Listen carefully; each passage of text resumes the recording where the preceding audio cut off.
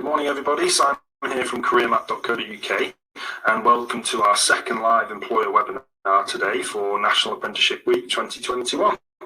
Today we're joined by the team from the FCA, or Financial Conduct Authority, as they're also known. The team will be speaking today about their exciting apprenticeship opportunities and how you can potentially join them.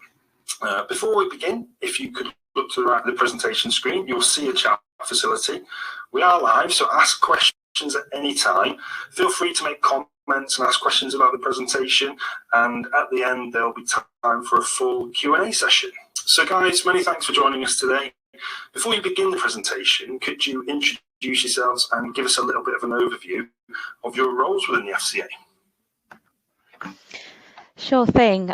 So I'd just like to echo what Simon said and say welcome to everybody who's taken the time to join this session. My name's Hannah Leach. I am the apprenticeship lead at the FCA, primarily focusing on what we call early careers apprenticeships, which is basically the programs that encourage people coming from directly from A-levels, or perhaps people who have a little bit more experience but want to retrain and kind of start at the beginning and work their way up. So I've been with the FCA for a few years now and have worked across the early careers programs, which includes apprenticeships, graduates, summer interns. I love my job and I love what I do and the people that I meet. So I find it a really fabulous place to work, and I'm really looking forward to talking to you guys a little bit more about the opportunities that we offer. Hi everyone, so my name's Chris Dowling. I am the graduate recruitment lead, so work in early careers alongside Hannah, but predominantly focus on those who have been to university.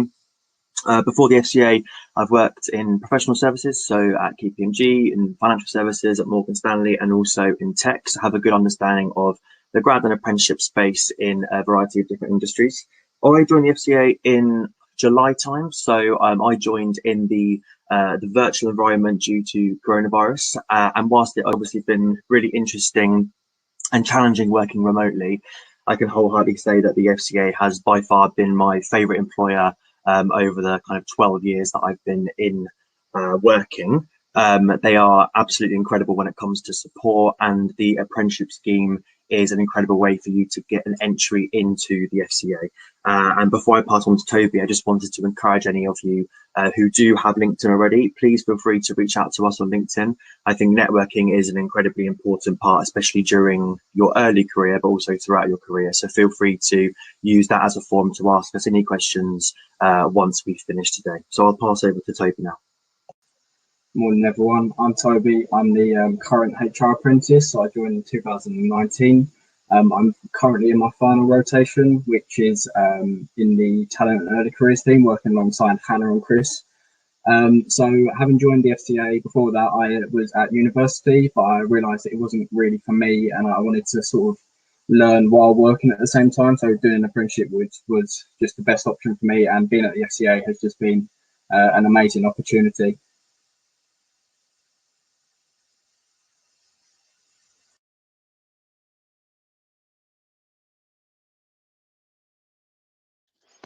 So just to give you guys a bit of an overview of kind of what we want to talk about today, and hopefully what you will pick up from this session, we really want you guys to be able to understand who we are, what we do, why we do it. We're a very unusual organisation, and we'll go into a little bit more detail about that later as to what that means. But we're definitely a unique employer in what we do, especially within financial services.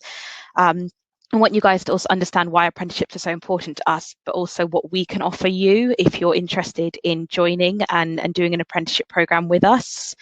Hopefully you will discover a little bit more about apprenticeships at the FCA and how that can be an opportunity for you, and how the kind of learning as you earn option might be a really valuable route for you to take if you think that perhaps university isn't for you, or you've done university but you're still not sure what you want to do and you'd like to train up to do something slightly different. So as I say, hopefully those will be the things you take away from the session today, and you have an opportunity to ask us some questions at the end as well. So I'm just going to pass over to Chris, who's going to give you guys a bit of an overview about us as an organisation at a little bit more of a high level. So Chris, if you want to take that away. Of course. So many of you may not have heard of us. I think there are even people in their 20s and 30s who may not have heard of us, but the work that we do actually affects absolutely everyone in the United Kingdom. And there will be regulatory bodies in different countries that obviously will do similar work that we do. So we were established in 2013, and we're the conduct regulator for nearly 60,000 financial services firms in the UK. And we're the prudential regulator for 49,000 of these businesses, and we set specific standards for 19,000. So our main aim is to make financial markets work well so that consumers get a fair deal. We have three main operational objectives, and I'm going to go into them in a bit more detail. So they are to protect consumers, to protect financial markets, and to promote competition. So I think a lot of people traditionally see the FCA, they see that we've got finance in their names. They think that we must be, one of those investment banks or professional services that traditionally have had negative reputations based on the financial markets crash that can occur. Our role is essentially to regulate all of these firms. So we are an amazing initiative, essentially. So what we do is we protect consumers. So essentially, when you think about a consumer, it's someone who consumes a product. When it comes to finance, all of us at some point in our life are going to consume a financial product. And many of you now will be doing so. So if you think about it a bit big picture, if any of you have a debit card or a credit card, you automatically will have a link to the Financial Conduct Authority. Finance will play a role in all of our lives in such an important way, both positively and negatively. So if you look at the positives, you can look at big life events. So this is things like getting your first mortgage for a property, getting a loan out for either a holiday, home improvements, an operation, but also in the negative. So looking at debt. So, and also looking at things like your overdraft, having an overdraft. Do you have fair costs? So what the FCA do is we protect consumers by ensuring that financial institutions are making sure that they have a duty of care to their consumers. So an example you can also think about is, some of you may have heard of Martin Lewis. So he's someone who isn't linked to the FCA, but he does a lot of work personally to try and make sure that those people as consumers are using financial instruments as best as they possibly can. We also try to protect financial markets, and we promote competition by making sure that there isn't one unique provider who is taking advantage of the competition by making it unfair for any consumers by having either tariffs really high overdrafts. So the roles that we do is so important for every single person within the UK. So why do we do it? I spoke about this just recently. So it's because it has an impact on everyone, whether it's related to debit and credit cards, loans to investments, and how these markets work has a critical role to play. If UK markets work well, competitively and fairly, they benefit customers, staff and shareholders, and they maintain confidence in the UK as a major global financial hub, which is absolutely imperative. And our role is to make sure that this happens. And linking it back to the actual people at the FCA, I think there are a lot of organisations which can potentially adopt a performance rating system where people are against each other based on targets or how much finance you bring in. What I love about working at the FCA is that people work for us because they have a genuine passion to protect people. And our recruitment process is extremely fair in the way that everyone is assessed through our behavioural competencies, which I'll go through later when it comes to our hints and tips for the application process. But the culture at the FCA is absolutely incredible, and you can tell that there's a huge link between the work that we do in protecting consumers and the people that we employ are doing so because they genuinely have a passion to help. And in terms of how we do it, so we are an independent public body funded entirely by the firms that we regulate by charging them fees. So essentially these firms will give us a fee in order to regulate them. Some people may think that it's weird because obviously they're paying for us to potentially discipline them, but actually it's in their interest, because if we regulate everyone, it then means that no firms can have an unnecessary advantage over another one if they were to be a main player or a monopoly in the industry. So we are accountable to the Treasury, which is responsible for the UK's financial system, and to Parliament. So we have strong links to government. And we work with consumer groups, trade associations and professional bodies, domestic regulators, EU legislators, and a wide range of other stakeholders.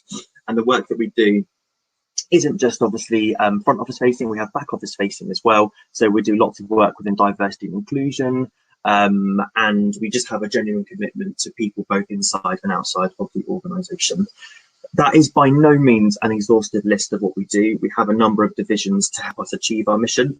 So you may sit in a front office facing function such as our supervision division, our strategy and competition, our economist division, but also we have roles available internally within HR, within technology, legal. So we'll go into some of those routes a bit later, but like I said, that's not an exhaustive list of what we do at the FCA, but I'm going to pass back on now to Hannah to talk about how this is relevant to apprenticeships in particular.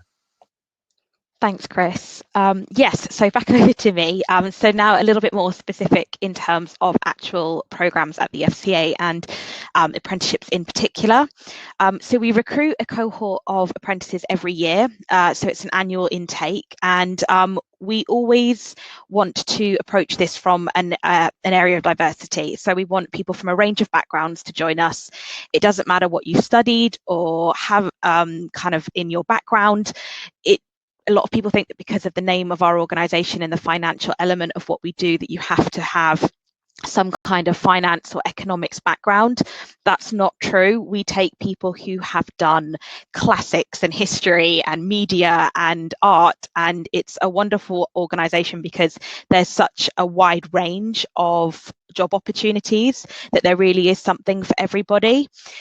So if you're kind of passionate and ambitious about making an impact and you want to go into perhaps finance, but you want to feel good about what you're doing every day, knowing that you're helping people, it's a really wonderful opportunity, and an apprenticeship route is kind of one option and how to get into the FCA and how to kind of get into the work that we do.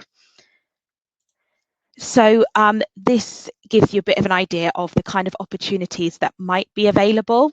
What I will say now is that we are currently speaking to various business areas to confirm which roles we're actually going to be advertising this year.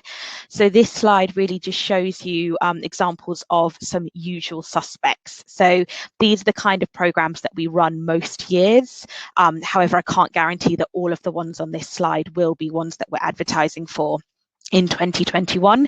However, there is a good chance that at least the majority of them will appear. So you see that we have quite a wide range in terms of the level of the programme.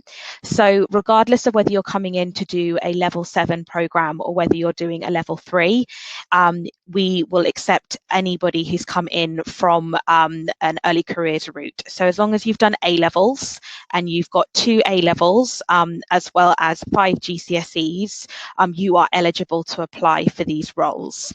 For some of our slightly more technical programs, such as data science or accountancy, or even the data analyst and cyber security technologist roles, we do ask that one of your A-levels is a more numerical one.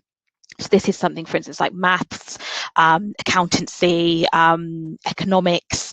And the reason we ask for that is because those programs do lend themselves much more to kind of slightly more analytical work. So we just want to make sure that you already have those skills, at least at a base level, before coming in to do the program and the role that that program would come with. But for everything else, it doesn't matter what your background is, what your subjects are, you can apply and hopefully do really, really well with us. So you see that we've got a range of level 3 programs. So business administrator is a great one for someone who's maybe not 100% sure what they want to do, but they know that they might want to explore financial services. So it's a great entry-level role. Digital marketing is one that we tend to run each year, which again lends itself much more to people who are interested in marketing, social media, and we have a great communications and editorial team here at the FCA who recruit a digital marketer each year to help support their team. So that's again a really, really great opportunity. We've got lots of data and cyber roles available just because that is an area that we're always developing. There's always new information in that area, and it's a great way to get into the more kind of analytical and data heavy roles at an entry level point. But yeah, so like I said, these are some of the usual suspects and roles that we have recruited year on year. So as you see, it's a great range and it gives you an opportunity to really have a think about which route you might want to go down. So recruitment timelines for anyone who on the call currently is interested and might think they'd like to apply.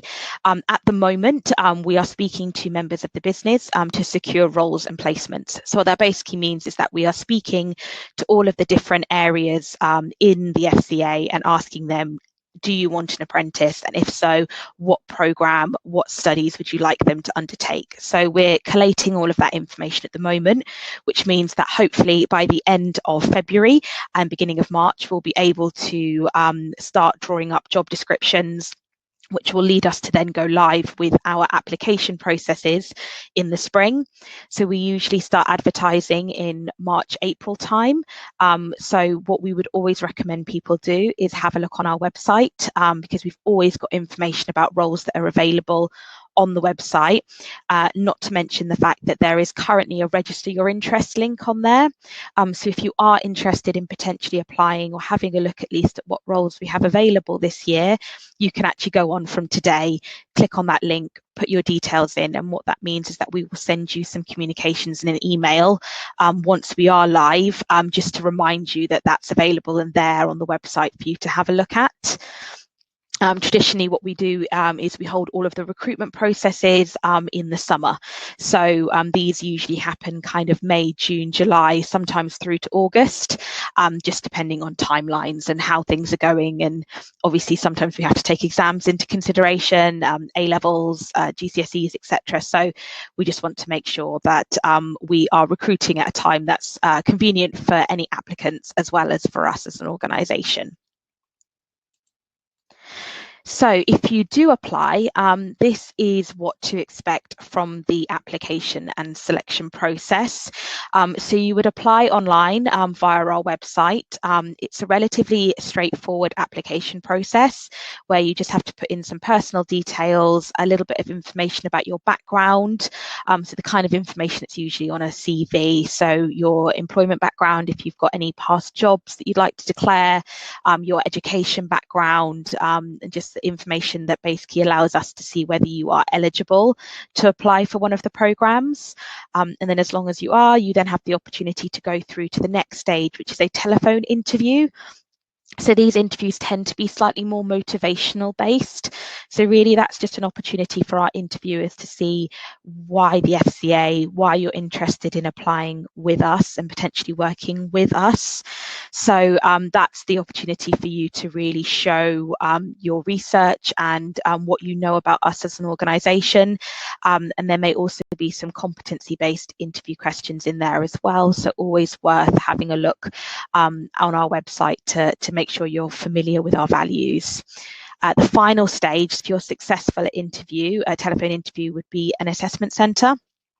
So these are being held fully virtually at the moment, just because we can't really have groups of people in the office during lockdown, and it's been this way for just over a year now. So assessment centres are basically an opportunity for us to use multiple different techniques to assess whether a candidate would be a good fit for the organisation.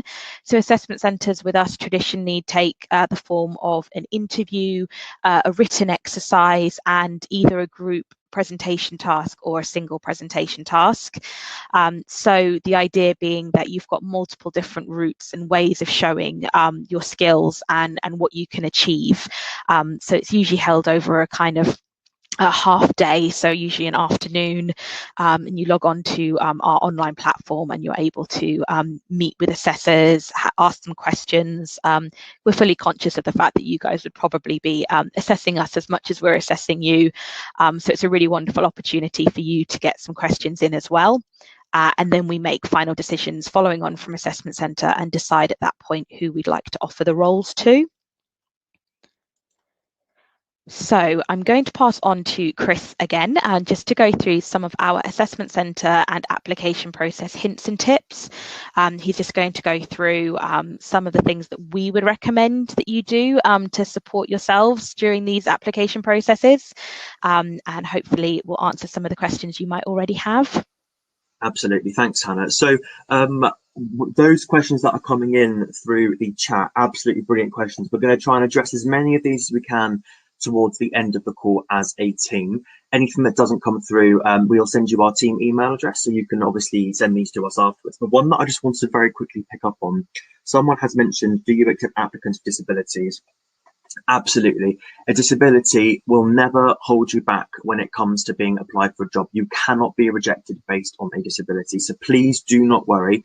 We also have, we provide reasonable adjustments, which we can go into in more detail. So if some of you maybe at school required extra time due to dyslexia, if anyone is blind or deaf and needs different formats, if anyone suffers with mental health problems, we take into account reasonable adjustments. So please do not worry when it comes to that.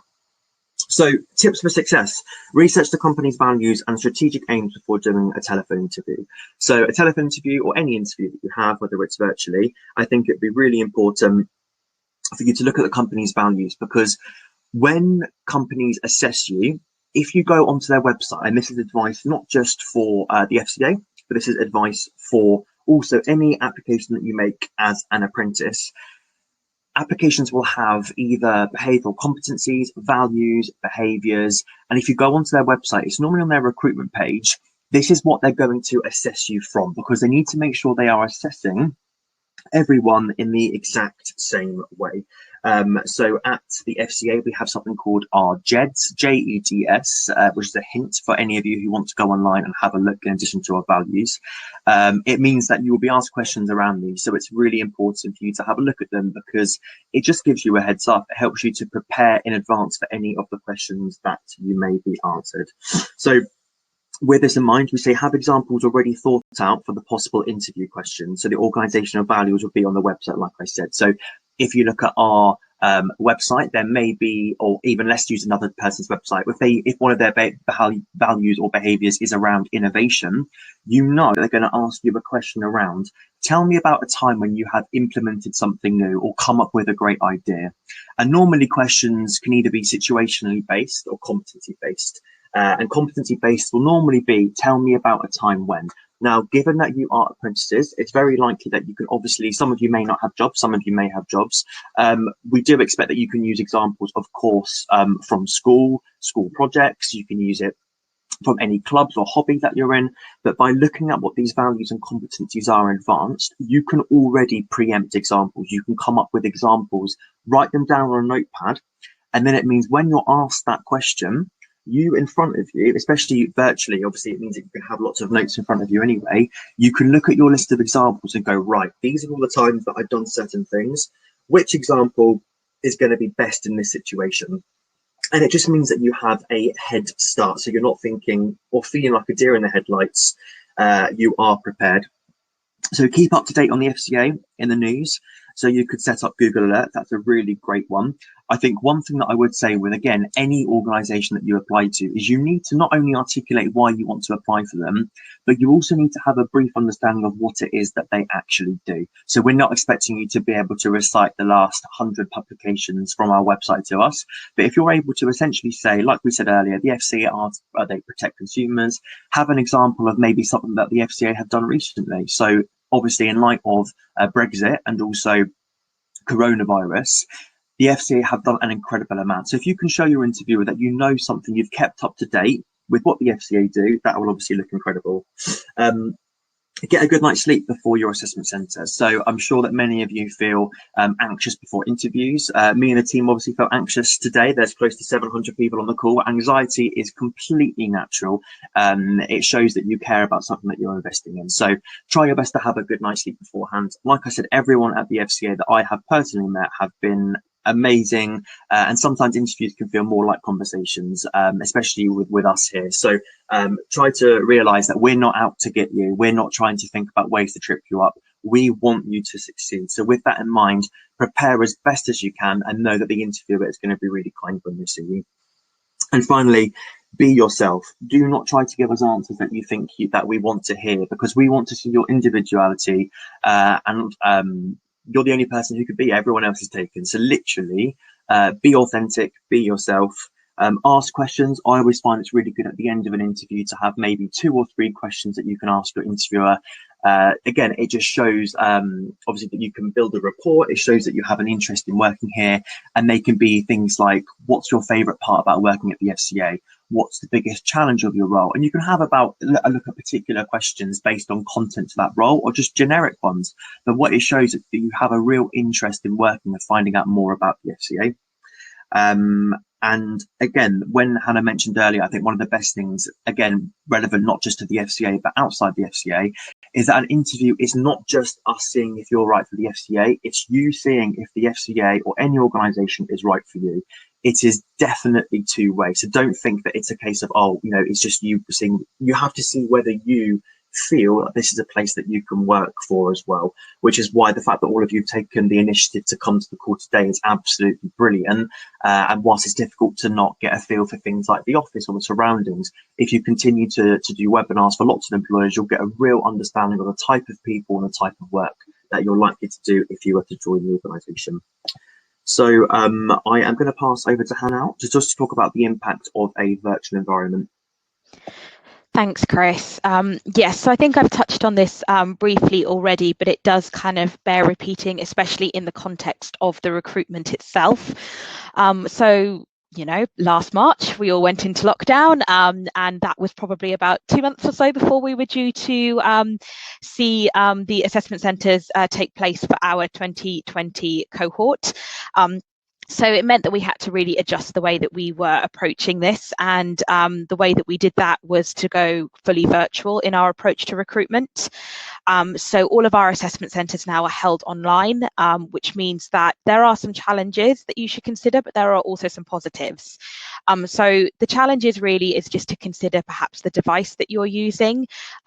We have to kind of take the assumption that you have a device to use, but if you don't, please let that company, or hopefully us, if it's us you're applying with, know, because we can try and help you and support you in finding alternative ways of attending the assessment centre if you don't have a suitable electronic device to use. The other one, again, that can sometimes be completely outside of your control, but internet connection. As the assessment centres are held online, you do need a steady internet connection in order to take part. So we are also quite conscious that sometimes this is not something that you can control, and if suddenly your Wi-Fi goes down, it can be quite a stressful experience, and it's something that we are fully understanding of. So this leads me on to my next point, which really is about alternative contact details. So most organisations that are doing a virtual approach to recruitment will reach out to you in advance when you're being invited, when they're sending you details of whatever online platform they're using, to say, can you also provide us with an email address and a phone number in case something goes wrong, because we appreciate that we're all human, and also when it comes to technology, not everything is always perfect. So it just means that you've got that confidence that you know that if something were to happen, either on your side or on our side, that we can reach out to you and contact you and speak to you about anything kind of over the phone or over email, even if it means just rearranging for a time that's more suitable when something is fixed. The other thing I'd say actually is probably both a challenge but also something that you could take advantage of is when we're doing a face-to-face assessment centre, you can ask questions all day long. You know, whenever the facilitator's in the room, whenever you're seeing an assessor, you can ask them questions about how the day's going, about any kind of future questions that you might have. It's harder to do in a virtual format because you don't have that same level of contact with a person as you would face to face. So really just try and think about questions that you could reach out with in advance. So especially if it's questions about the day, about what to expect, please do reach out to us and let us know kind of any concerns or questions that you have, because it will be much easier to answer those and to support you with getting it right in advance than it would be to try and squeeze it all in on the day. So that's another kind of tip that I have in terms of virtual environment, especially when it comes to assessment centres. However, there are also benefits and things that we've actually experienced that have been real improvements, I think, to the streamlining of an assessment centre, how quickly we can get things through, also the ease for you guys as attendees. You don't have to travel into our offices. You don't have to get public transport first thing in the morning, come to a place that you may never have been before. You're able to do everything from the comfort of your own home. So there are definite benefits as well, but something just to consider, especially if you are looking to apply for roles this year. We probably are not the only ones who are taking this approach. So make sure you've had a think about some of these points as well when it comes to that virtual environment. So why choose the FCA? So hopefully you guys have got some real insight into what we do, why we do it, and have, I'm sure, asked some questions in the chat that we can come to in a bit. But I think some of the top reasons that I would recommend that you think about the FCA, it's a great organisation for offering a bird's eye view of financial services. I think especially if you're not 100% sure exactly what you want to do for the rest of your life, and let's be honest, not many people are. I'm 28 and I still don't know. And I think that especially if you think financial services might be for you, but you're not sure, the FCA is a brilliant organisation for giving you that real insight into other areas of finance from the regulator, because we get to see everything. So we work with big firms, big banks, much smaller organisations that offer much smaller services, but we get that bird's eye view of it all. So that's fabulous, really.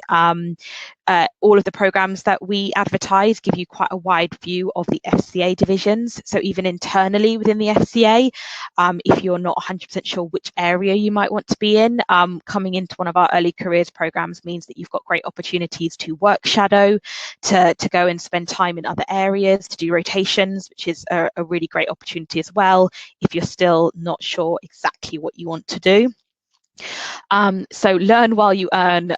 So I really like this one because actually it's something that a lot of people are unsure whether they can do it. Going on to university is great. I'm not going to say it's not. I went to university and I really enjoyed my time there, but I also appreciate that it's not for everybody. And sometimes it's really, really useful to be able to do a further qualification after your A-levels, but also earn money while you're doing it, which is why I think apprenticeships have a real kind of advantage for people who think perhaps that maybe straight academics isn't for them, but still wants to perhaps progress with further qualifications, but also learning on the job. We get a great feedback every year from the fact that we recruit such a diverse cohort of apprentices. So you basically get to meet loads of other people who are doing the same kind of thing as you, which is really helpful, I think, when you're starting an organisation, just to have that kind of safety net of knowing that there's 24 other people who have joined with you, who have perhaps never had this kind of job before, might never have done an apprenticeship before.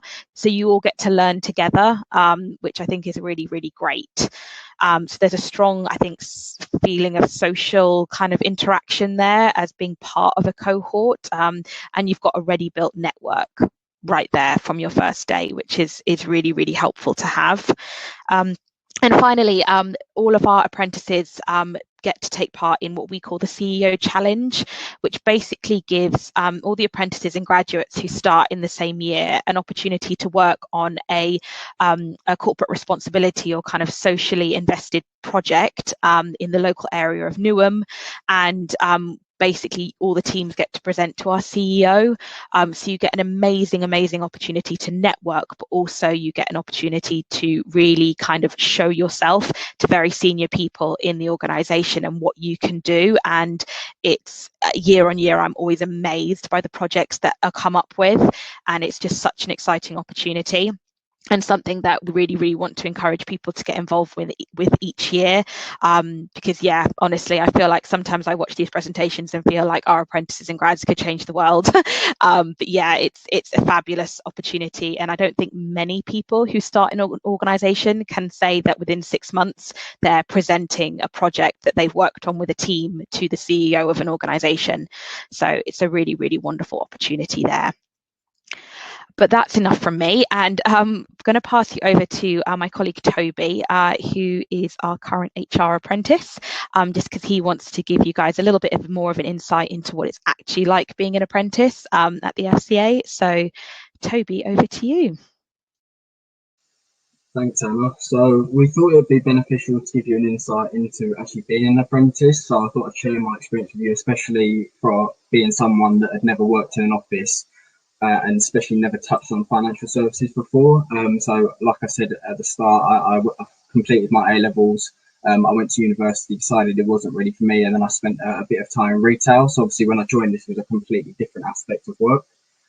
So when joining the FCA in the HR program itself, this was split into multiple different rotations. I know this differs depending on which program you're on. Some means you stick in the same rotation throughout, and some means you change and throughout the department. But I'll run you through mine. So when I first joined, I started in the employee relations team.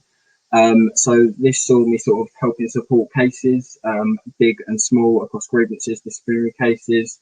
I met with our lawyers weekly, our external lawyers, to discuss these, and it just gave me really good exposure, not only to internal people, but external bodies as well. So I spent 6 months there. From there, I moved on to the helpline, the HR helpline, which was sort of the core place that everyone will contact for any sort of HR queries.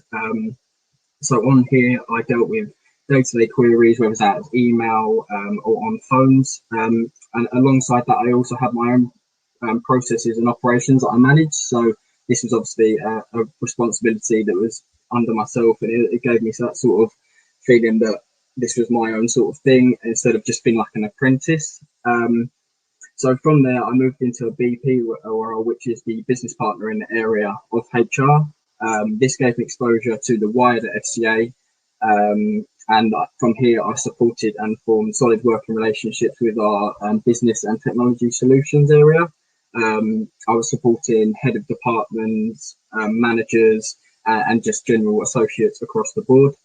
And finally, from there, I'm now in the talent and early careers team with Hannah and Chris. And here we support early careers recruitment, and also I take the leadership on projects, as well as forming good working relationships and connecting with many of our external providers.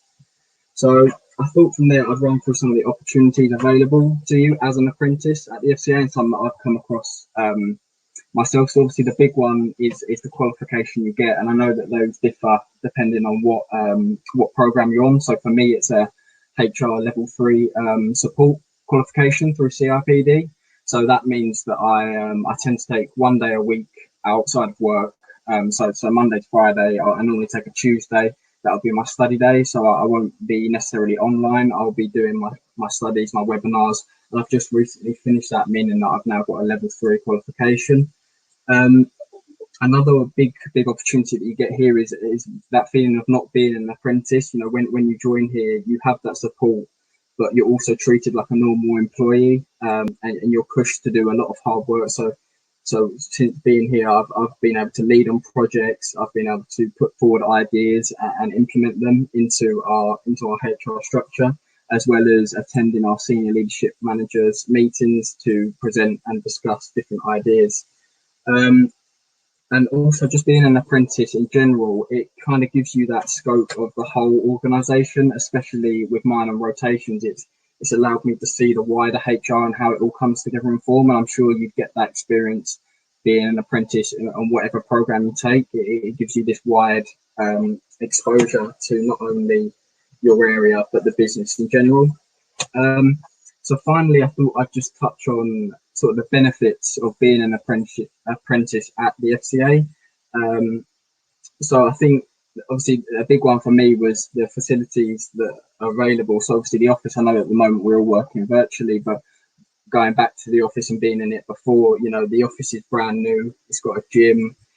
It's just got amazing facilities to allow you to social and give you that good work-life balance. You know, you have a lot of meetings, a lot of floor space, all the best technology. And just touching on that again, a very good social work-life balance. So you never really overwork too much, sort of thing. The pay is very competitive. We also entitled to flexible benefits, which is sort of like extra entitlement. So you can use that to take on any sort of extra holiday or add stuff into your pension. And also being on a cohort of about 25 people, it gives you that sort of feeling that even though you're working with people higher than you, you can still meet with with your cohort and see how they're getting on from an apprenticeship aspect. So I think from there, that sort of is my experience in general, but feel free to ask any questions, and if not, link with me on LinkedIn, and I can sort of answer any questions you have, and if you want to know anything else about my experience at working at the FCA so far.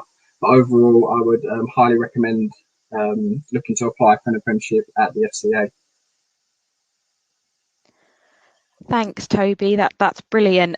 So I think just before we go on to questions, I've got my fingers crossed that it'll play properly, but I've got a really short video which actually the lovely Toby helped us with our marketing materials last year. So as one of our newer apprentices, we roped him into assisting with some content capturing for marketing materials. So I've got a clip to show you, just to kind of give an example of what I mean in terms of kind of the opportunities that our apprentices can get involved with. So bear with me 1 second, I'll just play that video for you now. We'll just turn our mics off as well, guys, so there's no feedback.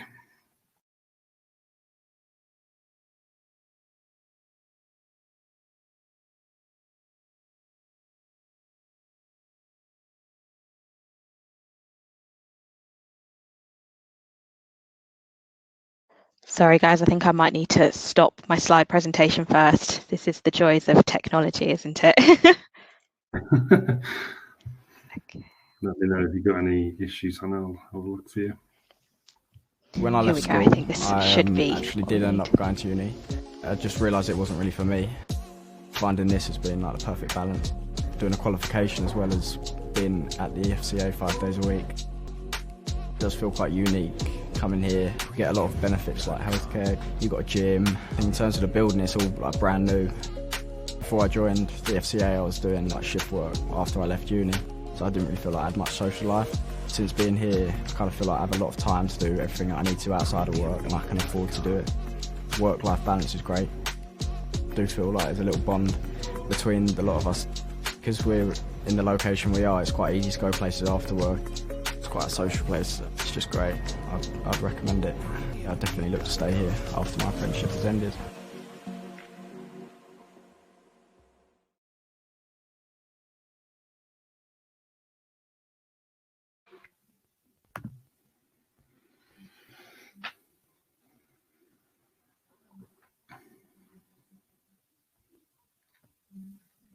So that was the video. So hopefully you guys saw that, just a little bit of an example of the kind of things that we rope our apprentices into, but hopefully something that Toby enjoyed doing over the couple of days that we were filming. So now really we can go on to the Q&A section, but just so that you guys are aware, I've put up on screen our apprenticeship inbox email address, so that if anybody does have any questions that we aren't able to get to or that we can't answer today, feel free to reach out to us there. And as Chris mentioned earlier, please do feel free to reach out to us on LinkedIn as well. So yeah, bring on the questions. Thanks, guys. That was brilliant. I hope everybody has a much better understanding now of what the FCA has to offer potential apprentices.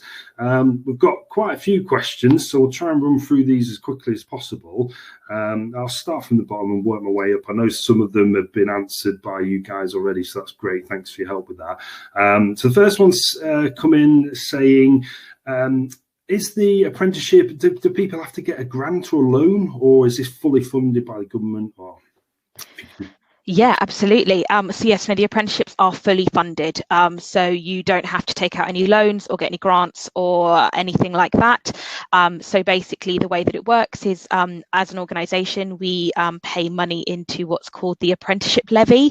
And that money is then repurposed and used specifically for apprenticeship programmes. So when you join us, all of your studies and that element of it is completely covered by the levy. So basically you're just doing a job that obviously comes with an opportunity to study alongside it. So you get paid for the work that you're doing, and then the programme is covered by the levy. Okay, brilliant. Someone says, where are your apprenticeships located? Sure. So at the moment, obviously we're all working virtually, so we're not 100% sure exactly what the future holds. But when we are back in the office, our offices are located in actually on the Olympic Park in Stratford in London. So we've got, as Toby mentioned, a kind of brand new kind of state-of-the-art building that's only a couple of years old, and that's kind of right on the edge of the Olympic Park. So we've got some great views as well. Okay, cool. Someone says, is there an age limit for the apprenticeship program? No age limit at all. So obviously our minimum requirements do mean that you have to have done your A levels, which more often than not, unless you do them early, would mean that you're approximately 18 at least, but that's purely because of the qualification, not because of the age, but there's no upper limit. Okay. Rachel says, would you not accept pupils that have not been able to study economics or maths at A level for the accountancy course? So we do usually have to ask that there is some form of numerical study, just because the accountancy program in particular is extremely, I think because it's a level 7 program, it's quite difficult. It's very intense and there's a lot of things that you have to pick up. So especially if you're coming straight from A level, it's a real jump in terms of studying A levels to then doing a level 7 program. So because of that, we do say that at least one of your A levels has to be numerical in nature. However, if you feel that there's something else that you have experience or a separate qualification that's not an A level that would help with that, we do take it in case by case. So you could reach out to us when we're advertising and we can have a look at your situation and see if we're able to make any exemption there. Sounds good. Steve says, do you have a web link for me to apply, or is there somewhere I could send my CV, please? Sure. So we don't accept CVs just purely because all of our applications are done via a kind of an online portal. But because applications aren't open at the moment, what I would recommend is if you just search the Financial Conduct Authority in Google, you should be the first people that come up. And then if you just navigate yourself to the early careers page, which is the recruitment page, there's an apprentice specific one, which has a link on it for registering your interest.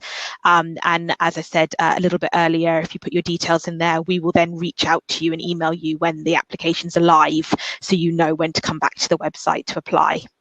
Brilliant. Thank you for that. A couple of people have said, so how many people apply to you guys yearly? And so how many people do you take each year? Sure. Competitive, etc.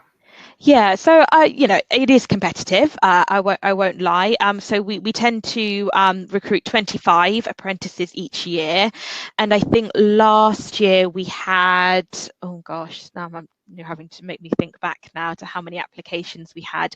I think we had about 1,500 applications for the 25 places. But it was, the fact of the matter is, if you don't apply, then you're not in with a shot. And the 25 people that we recruited would never have got there unless they applied. So please don't let that put you off, because, if you've got those skills and you're able to kind of really perform well in those assessment centres, there's no reason why you couldn't get one of those places.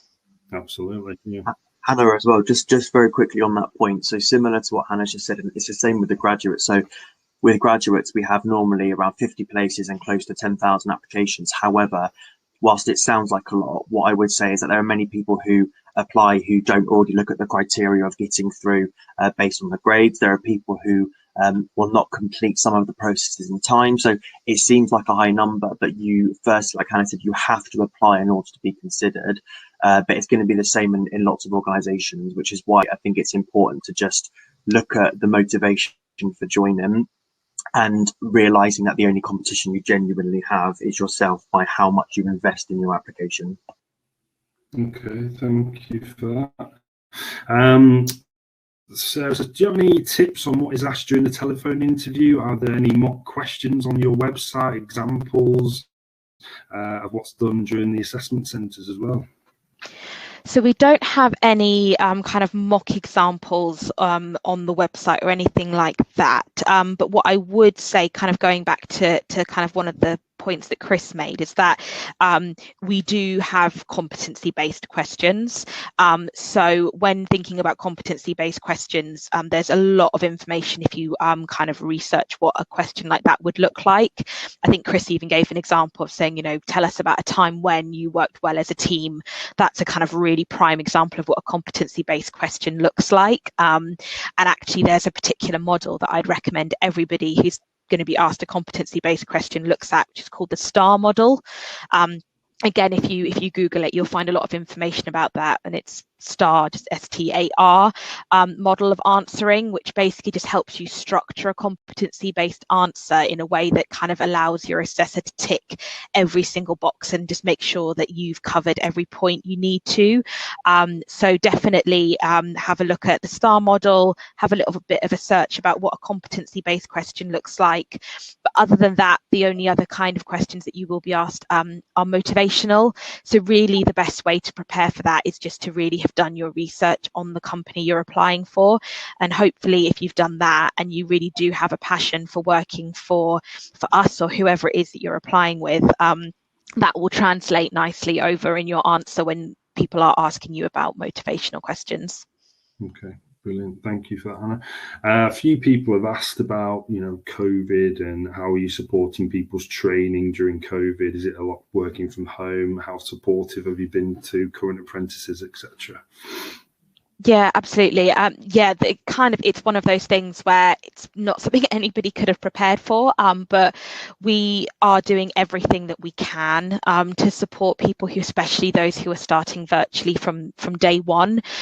So actually, if you're thinking about my colleagues Chris and Toby who are on the call with us, Toby at least started while we were still in the office. So although he has been working from home along with myself and most of the FCA for the last year or so, he at least has an experience of what it's like being in the office, whereas Chris started about, I think it was 8 months ago, so kind of just within the lockdown restrictions, so has never even met us face to face, which is really tricky, but it is something that we're aware of. So you know, we try and arrange frequent calls. When you are working at the FCA, you get an FCA laptop, which is automatically downloaded with MS Teams, which is a video calling product. So you can see each other when you're talking to each other. You can send instant messages. You can try and keep in touch in a kind of more casual way with people using Teams. But yeah, it's definitely something that we're very aware of. And when it comes to your actual program, the learning providers that do those that element with you are also very, very familiar with the situation and are doing everything that they can as well to support in a virtual environment. So kind of making sure that webinars are all accessible online, that everybody can access the data and the information they need, that their skills coaches are reaching out virtually. But yeah, it's definitely a new era and it's something that we're all learning as we go. But I like to think that as an organisation, we are supportive of people who are in that situation. Okay, brilliant. Hopefully we'll all be back in the office soon. Yes, fingers crossed. That sort of leads on to Ashton's question. He was saying, will all the equipment basically be provided for the apprentices? Or yeah, absolutely. Yes, everything is provided. So it's as an apprentice, you are an FCA member of staff. So everything that we have, you have. So that it means that you are provided with a hybrid laptop, which is a kind of tablet come laptop with a detachable keyboard. So everybody gets issued with one of those and a headset. But there is also a budget, a working from home budget, which basically means that depending on what your current home setup looks like, if you've already got a desk or you've already got an area, you might be able to use that to purchase a monitor and mouse, you know, kind of other bits. For me, myself, when everything kind of kicked off and we all started working from home, I didn't have a proper desk chair. So I used that budget to get myself a desk chair just because I felt like, well, if I'm going to be sitting at home working for the foreseeable future, that would be the best use of that budget. But yeah, that's also something that is provided to every new starter, especially in this kind of virtual environment. Okay, thanks, Hannah. Jake says, what are the pay scales for each level of the apprenticeships? Sure, absolutely. So for the majority of the apprenticeship programs, so that's basically our level 3 and our level 4 programs, the starting annual salary is 19,000 per annum, and then you are eligible for a 5% increase for the first year that you're on program. So as long as you're performing well and kind of passing your modules in your studies, you'll be eligible for that 5% increase. And then for anybody doing a level 6 or a level 7 program, you would be starting on 22,000 per annum, and again also entitled to that 5% increase as long as you're performing on enroll. Okay, Ashton says, can he apply more than once if it's already been rejected? So unfortunately not. So if you have well, as in not in the same year. So if you've applied in the past for us, or if you're just worried that you'll apply this year and not be successful, you can apply in future years. That's absolutely fine, but you can't submit more than one application per year. For example, this year, if you were to apply for one of the roles and unfortunately not make it to an offer stage, you wouldn't then be able to quickly go and submit another application for a different role. You would have to wait until the following year to reapply. Get you. Harry says, do you offer work experience before applying for an apprenticeship, either in person or virtual? So unfortunately, no. A work experience isn't something that we currently offer as a kind of set program. It's one of those things where if you know somebody who works at the FCA, they might be able to arrange for you to come and shadow them and kind of come and work with them. But it does require you already having a relationship with somebody at the FCA who would then be able to bring you in. So it's something that we are considering in a more longer term, kind of how we could develop our work experience opportunities. But at the moment, it's not a formal program that we offer, unfortunately. Okay. Mrs. Harrington says, hi all, do you come into schools and do presentations, or do you have anything I can send to my students at my school? So we would be more than happy to send over some of the information that we shared today. I have done a few school visits, but appreciate that there are hundreds, if not thousands, of schools out there who might be interested in learning a little bit more. So absolutely reach out to this email address that's hopefully still on your screen if you are interested in either booking us to come and do a virtual presentation at your school, or if you just would like some materials to circulate to your students. Fantastic. Jack says, would I get a job after the apprenticeship? So we don't guarantee roles, but if you are performing well and there is a role available in the team that you're in, there is a good percentage of conversions from the apprenticeship into a permanent role following on from the program's finishing. So we can never guarantee that, just because it depends on each year how many roles are available in the teams. But what I would say is that even if your particular team doesn't have a role, we always support and encourage apprentices if they want to apply for other positions internally. So it does mean you would have to apply and interview for the role, as there may be other people also interested in the position. But as somebody who would have worked at the FCA for about 2 years by that point, you should have a really good understanding of kind of what we do, and hopefully have a good chance of securing that role following on from kind of your fixed term contract or your apprenticeship contract finishing. Thank you, Anna. Another one here is, what is your ideal candidate?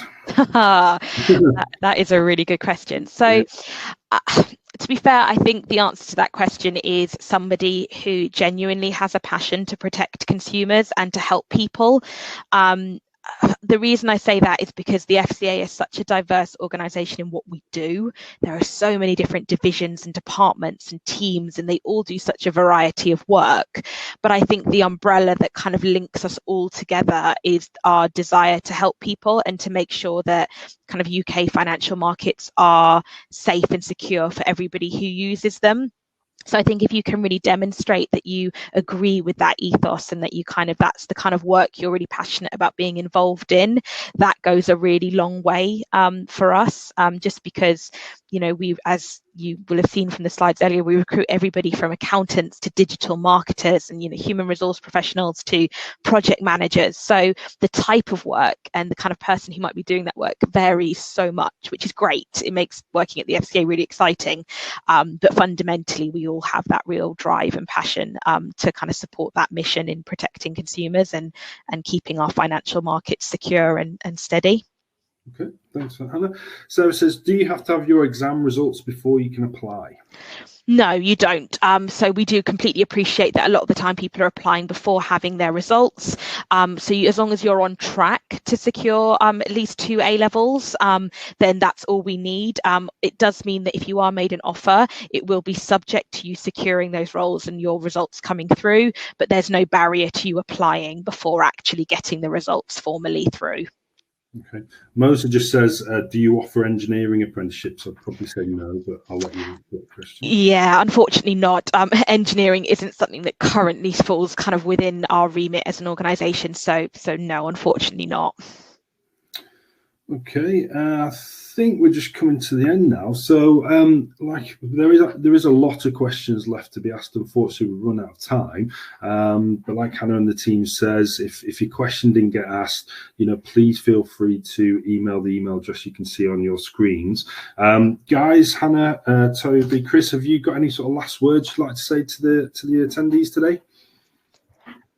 Just really thank you for taking the time to listen to us. Hopefully you've picked something up and learned something new about us as an organisation or about apprenticeships in general. And yeah, we really are keen to hear from you. So please don't hesitate to either reach out or at least register your interest on our website if you'd like to know once our roles have come available to apply for.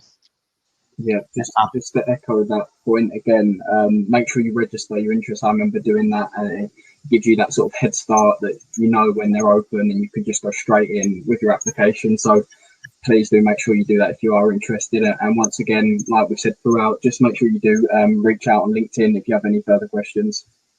Thank you all. Okay, brilliant. Well, I'd just like to say one thing to some of the people that arrived a little bit later to the session. It's been fully recorded. It'll be on the careermap.co.uk website under the Career Map Live section, probably the next day or two, so you can refer back to that anytime. And just to say, we've got a couple more events left today. So if you head over to nationalapprenticeshipweek.co.uk, the events tab section there, we've got a couple of great employers left and a couple of training providers as well. So yeah, if you've got some free time later this afternoon, come and have a nosy at those. But yeah, just a big thank you to the guys at the FCA. Incredible session, really insightful. Thank you for answering all the questions. And we will say goodbye and stay safe, everybody. Cheers. Thank you. Thank you, guys. Bye.